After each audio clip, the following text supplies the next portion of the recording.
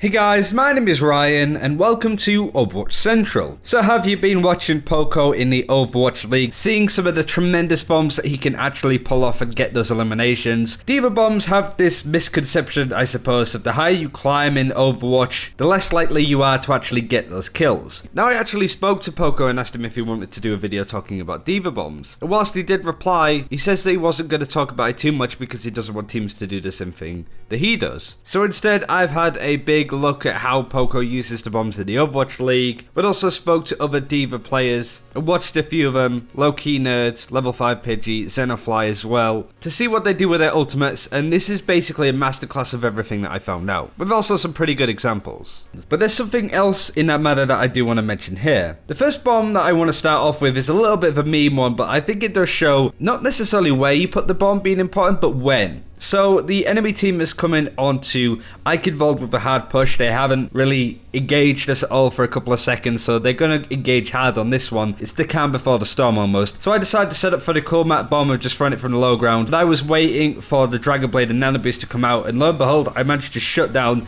the Genji entirely, and it really stopped their push by just using the one ultimate. It's not the best example to start with, but we do have a way to sort of break it down into 3 areas. I just wanted to show that one because it's pretty good, but it also raises the point of when being more important and how. The 3 counter D.Va bombs come down to this: throwing the bomb, nose divings, and also just vertical throwing it up into the air, but we'll just refer to those as verticals. Throws can be broken down fairly easily in terms of how to actually throw them. You aim your D.Va mech 45 degrees up and release it after about a third of your boosters have been used. That's basically it. That's what it comes down to the majority of the time. Of course, you can aim it higher and lower, release the bomb into your boosters a bit later or earlier, just sort of feeling it out really. But that's my de facto way of throwing a vanilla bomb. It's good to have that go-to just in case you're not too sure. And it really is that easy. The problem, as I said, isn't how you should throw a bomb, it's when and where. The main tip I can try and give from personal experience is never try and throw it on the enemy. The enemy can sort of gauge when you're trying to throw a D.Va bomb onto the payload or onto the objective, and most of the times they have a way to get out of there. Especially the higher you climb, the enemy gets aware of when you will have your ultimate,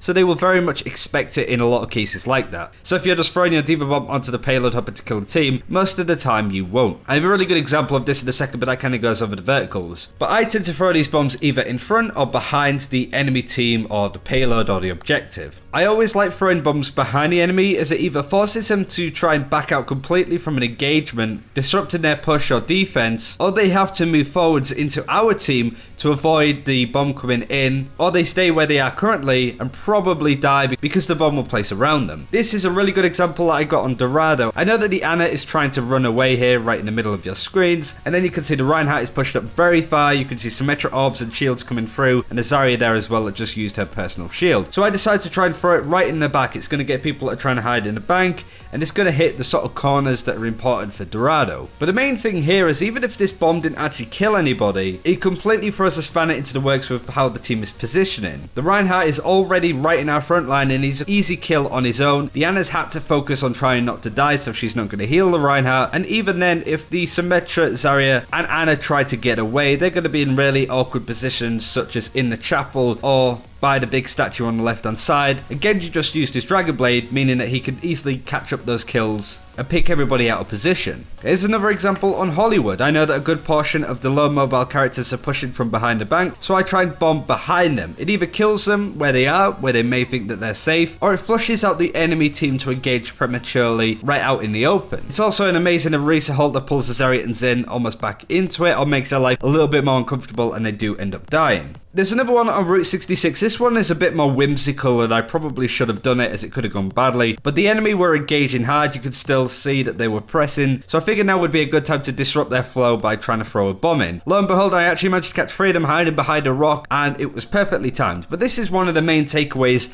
of these kind of bombs, especially if they're in the air. They are amazing for disrupting the enemy simply because they don't know where the bomb can actually fall. If it's thrown straight up in the air, we'll get onto that in a second, you know where it's going to land and you know the trajectory of it. However, if there's a bit of momentum throwing it forward, they're never really sure where it's going to land, and if you're throwing it behind them, they're not sure whether to back out, to go forward, to go left, to go right, and in that time you might be able to catch them out and get a kill. Also, having the vertical mobility of a bomb blowing up in the air means that you can hit stuff like pharmacy combos, or anybody that's on a different floor and high ground and stuff like that, and if they're trying to avoid it, they give up their high ground advantage by jumping down. It's all about timing and kind of feeling it out more than anything, but I would certainly raise the point of trying to throw the ultimate behind or in front of the payload if you want people to back out completely, but behind is a nice way to sort of cut them straight down the middle of the enemy team. The spots will be in the back line, they either have to disengage or they will be out of the fight completely, but they can't get to the tanks. They may have to engage further into you just to survive, and in that case, they're dead meat. I think this is my favourite example actually. This is on Ilios. Most people would throw it up in the air onto the point, but I decided to throw it behind this corner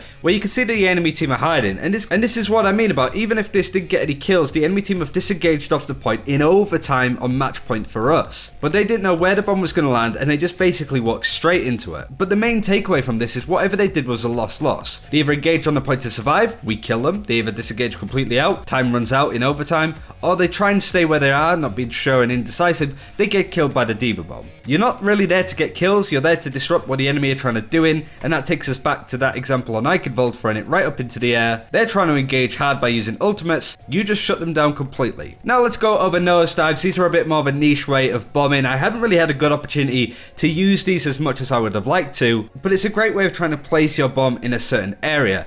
Here's an example on Gibraltar. You don't want to throw the bomb like a bowling ball straight ahead, as the momentum will hit the side of this doorway and the D.Va bomb will keep going through. However, if you manage to nosedive it, which is basically dragging its face across the floor before you throw it, you'll be able to place it in certain areas, like in doorways or on chokes or on corners, that can really confuse and again displace what the enemy want to try and do. Here's a really good example on Anubis actually. The bomb gets no kills, but it's as I said before, and I've been saying time and time again, you don't necessarily need to get kills to have a good D.Va bomb, but it separates the two healers, the Moira and the Mercy, away from the Reinhardt, so the Reinhardt gets picked off and the Genji basically cleans up after me. But for this one, it's all about learning how far you can place a bomb in order for it to land in a choke or a corner. This is exceptionally good for closed off areas of maps where throwing it might hit a low sky ceiling, some of the maps like Gibraltar for example, and it can really catch a lot of people out because it travels at such velocity as well when you're throwing it straight ahead. Comes down to practice, but it can often be useful. Now we get on to the one that I see used time and time again for the wrong reasons. Here's a crap Anubis bomb, I'll be honest,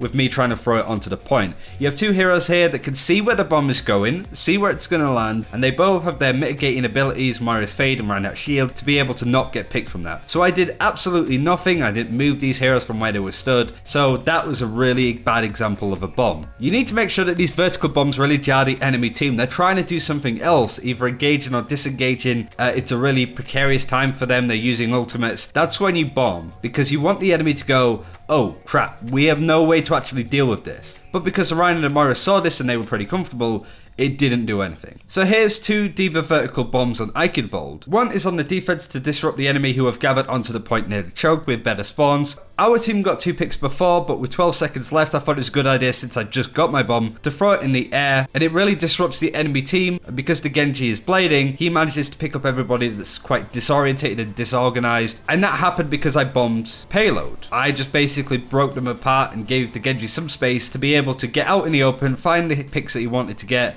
and go from there. And now we have Eichenwald Part 2. I bomb here because Transcendence has just been used for the Zenyatta, and Transcendence can't stop anybody dying to a bomb. So even if they're right next to Zenyatta in that situation, so long as the bomb's right on them as well. So the Zen tries to Transcendence on the payload, I throw the bomb up, the rest of the enemy team back out because they know that they can't survive it, and it kind of nullifies Zenyatta's ult to an extent. It opens up space for the rest of the team, as you're seeing, to engage. Nobody's really fighting on the point anymore, so we can take those chokes, push the payload through, nice and easy, hunky-dory. But these are just a few examples of how to bomb as D.Va. It really comes down to personal experience, and you will have to throw a lot of really bad bombs before you start getting to the grip of it. Poco still throws bombs that aren't very good. Like, it happens all the time, but you just need to be aware of the timing of when you should be ulting, and if you can completely shut down what the enemy team are trying to do, that's your role as a tank anyway, to create space. So try and see your ultimate more for that. Even if the bomb doesn't kill anybody, have you made space for your team to either defend or attack, to push in? That could be a really good example of trying to use these bombs. It makes the enemy team very uncomfortable when they come through, and you can really take advantage of that. But hopefully you learned something. Give any other D.Va bomb tips you have in the comments below. I actually want to recommend here as well a playlist of videos that Level 5 Pidgey has done with some amazing ult-in positions that you should use your D.Va bomb on, and he shows exactly where they will fall and stuff like that, so do check that out in the comments below.